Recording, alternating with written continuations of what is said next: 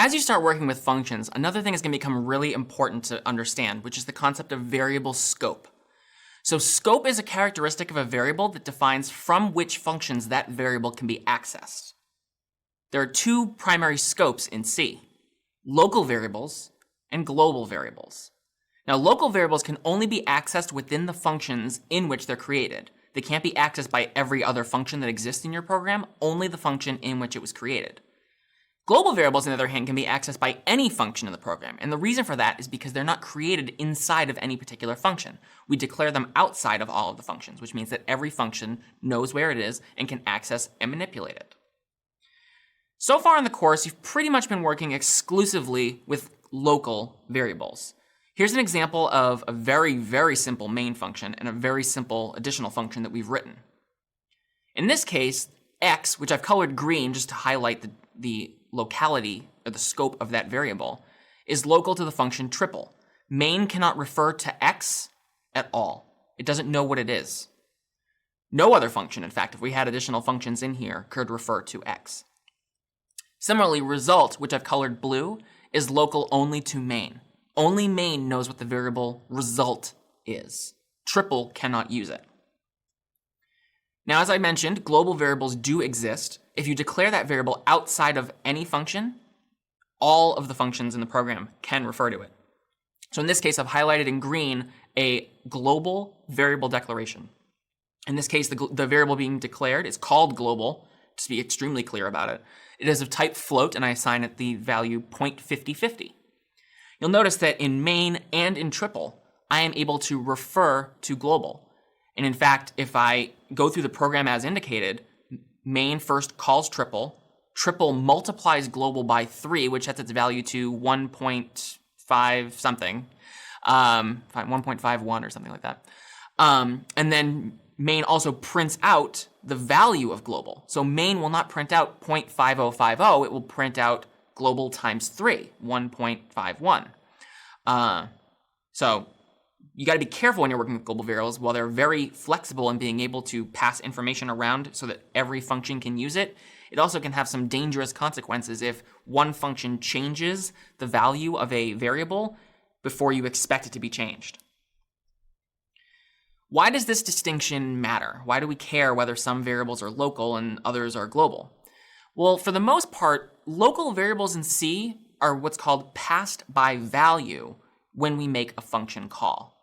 What does that mean? Well, when a variable is passed by value, the call E, which is another way of saying the function that is receiving the variable that gets passed in as an input, it actually doesn't receive that variable itself. It receives its own copy of it to work with.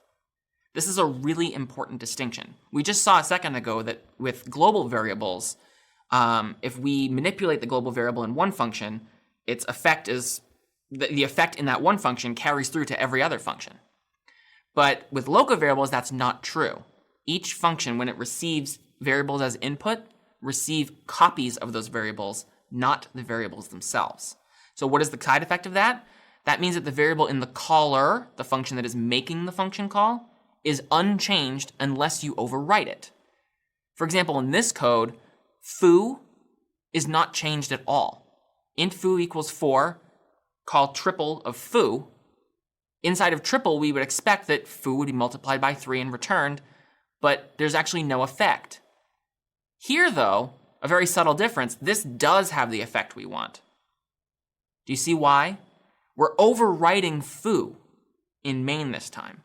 So int foo equals 4, foo equals triple foo. When we make that call, triple gets its own copy of foo, its own copy of 4. It says return 4 times 3, or whatever variable gets passed in times 3.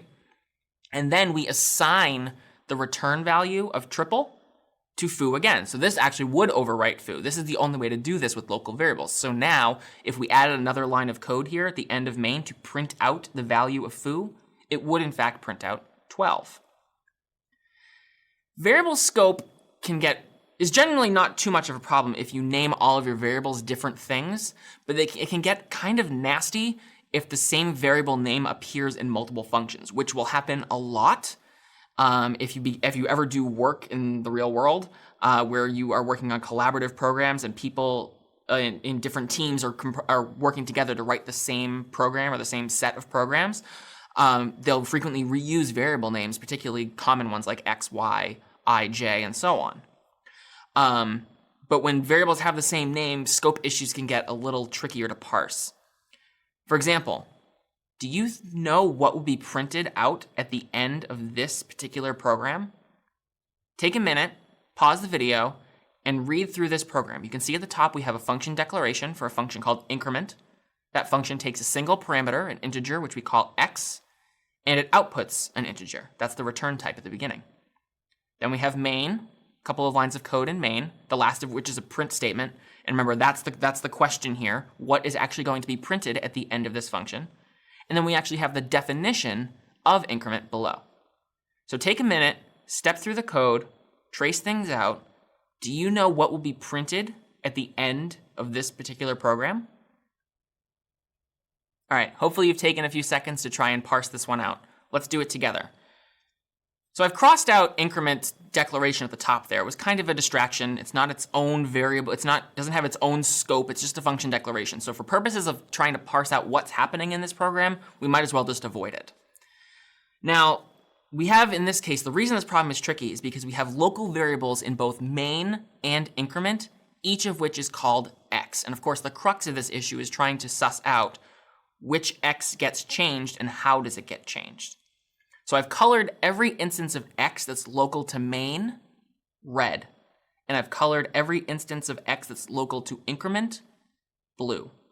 Notice in that third line of main, y equals increment x, that increment is not being passed main's x or the red x. It's getting passed a copy of it, and it's only going to work with that copy of it, the blue x. If you're mathematically inclined, you might have instead thought of this as x sub m for main and x sub I for increment, but it's the same idea. X sub m, or the red x's in the previous slide, are the variables that are local, is the instance of x rather, that is local to main. And x sub I, or the blue variables on the previous slide, are the instances of x that are local to increment. So, were you able to figure out what this function printed at the end? I'm Doug Lloyd, and this is CS50.